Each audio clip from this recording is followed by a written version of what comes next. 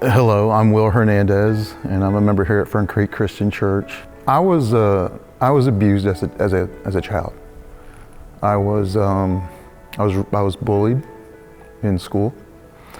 I was a little guy, 5 foot nothing, weighed 100 and nothing.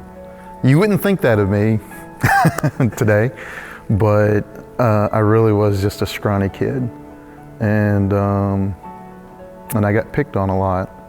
I got made fun of. I got called a bunch of, names. I was the subject of racial discrimination as part of this bullying.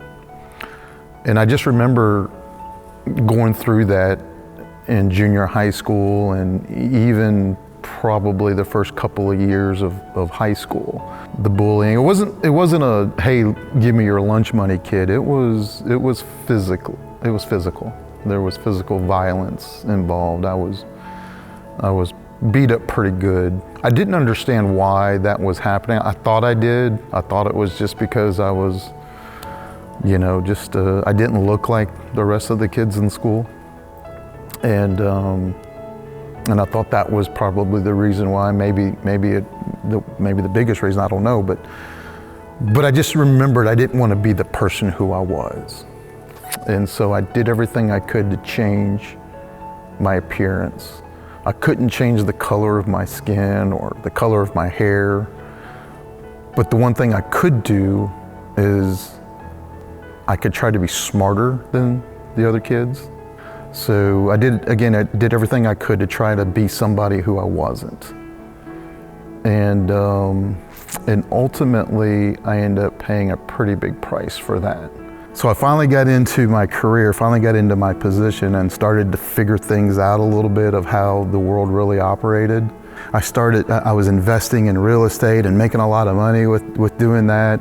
I started buying some commercial property and got in partnership with a fellow that I thought was going to be a good thing, but ultimately that turned out to be the absolute worst thing that ever happened in my life. I thought I knew it all. I thought I could make some sort of magic occur, and it didn't.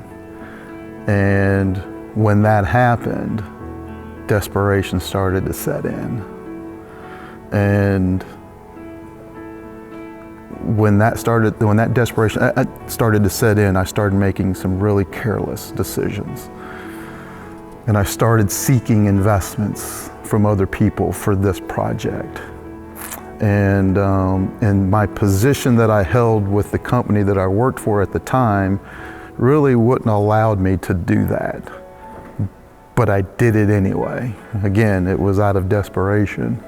And when that happened and when the things really blew up and when the bottom finally fell out of that thing, a lot of people got hurt, and to include myself. A lot of legal issues started to come about, some lawsuits started to come about, my company found out what was happening, and so then I ended up losing my job. And so life as I knew it was over. Everything that I had was gone. I mean, my family was gone, the marriage was gone, my money was gone. I just didn't want to live anymore. Like, there was no place on this earth for somebody like me. I was going to allow myself for this miracle to occur from God, or I was choosing death. That's it.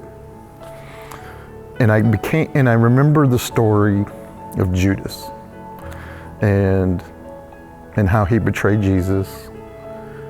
And he had a choice to make. And he had a choice of turning back to God and repenting, or he could choose death. And we know what decision he chose. And then I remembered the story of Peter, how he denied Jesus. And he had a choice. He could choose that life, or he could choose death. And I was at a crossroads, and I just remembered, I was like, God, if you are real, you will figure something out for me. I was looking for, okay, well, my legal troubles are gonna go away, or somehow or another I'm gonna get all my money back, or somehow or another, all this is just all gonna go away, and things are gonna be just great again. And I didn't know that the miracle was actually occurring at the time, because I started to feel a change in my heart. I started to feel a change in the way I was thinking about things. And so I was looking at it from the standpoint of there is a God. And things started to happen for me, although my circumstances didn't change. That was still there. But the way I started looking at things started to change, and the way I started to feel about it started to change. So the consequence of that sin still remained, but certainly He pulled me from the darkness. He pulled me to a space that I could feel like I could live again. So no matter what you do or what you've done, whether you've committed murder, or you were addicted to drugs or pornography or alcohol or whatever the situation is, it doesn't make any difference. God is present, and Jesus is there to pull you out of that darkness and create the miracle.